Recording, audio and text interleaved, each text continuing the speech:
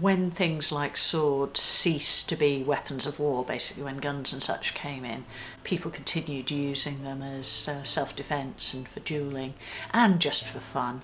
And particularly once you've got towns and an affluent middle class, you've got people coming and paying for lessons and studying in schools, just in the same way that people do in modern martial arts schools. What we do is 16th century Western European martial arts. So there was quite a big tradition going right through from very early history.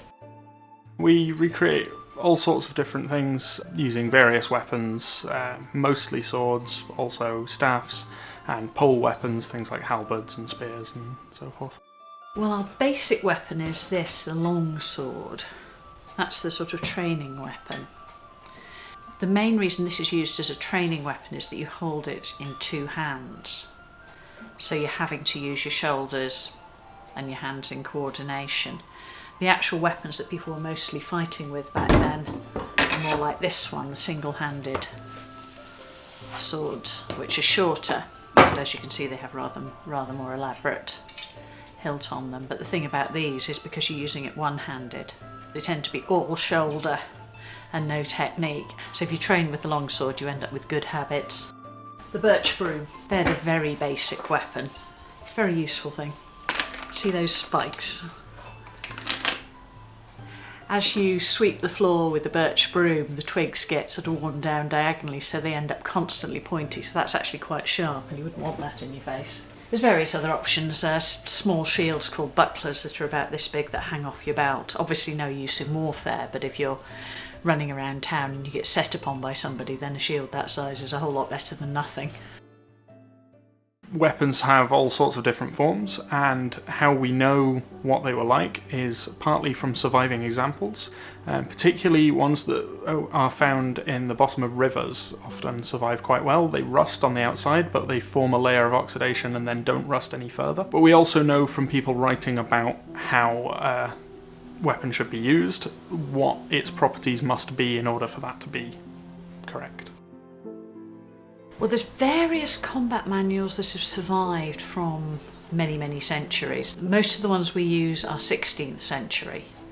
Once you've got the printing press, you actually get an explosion in information. So really, for the first time, you're getting attempts to produce complete books of instructions in how to run a system. Unfortunately, there are several big drawbacks with them. One of them is that they haven't yet worked out how best to describe human motion. But the other big problem is they were actually not very profitable to publish a manual in itself. So all of the books are filled with essentially advertising. They have some very good information, some very useful stuff, but they often leave out the key details to make you come and learn. So it's taken quite a bit of working out what on earth they were talking about. The second category of resource that we use is then modern interpretations of those. And then the third category is manuals written today by people who are studying it in the modern world. Yeah, people have been working on this for 30, 35 years. A lot of what we do is trial and error. We read the description, try and figure it out, and basically try different possibilities until we find one that actually looks credible. Out the way, and in that moment that frees my sword to cut up. You're trying to achieve one overall objective in a fight, which is to keep yourself safe. To that end, you want to use techniques that protect you, so everything you do should be covering some part of your body with your weapon so that your opponent can't strike it. But also, you don't want to just be purely defensive, because then the fight goes on for a very long time. So most techniques involve defending yourself and striking at your opponent at the same time.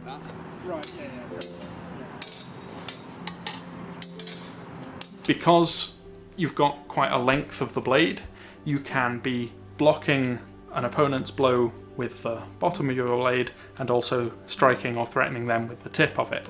So you're often winding around, bringing the point into play as well as striking.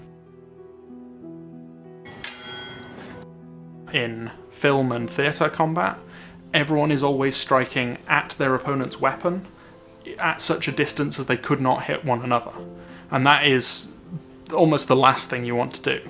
If somebody is striking at you while you are not in range to be hit, you just let them go past, and then you can step in and strike into the gap. I think some people do it for the martial arts, some people do it because their friends do it, some people are interested in history, studying history or studying Celtic culture or something like that, because obviously a lot of the heroic epics are quite combat heavy. So yeah, I just think it's probably to add extra layers to historical study, as well as just because it's good fun.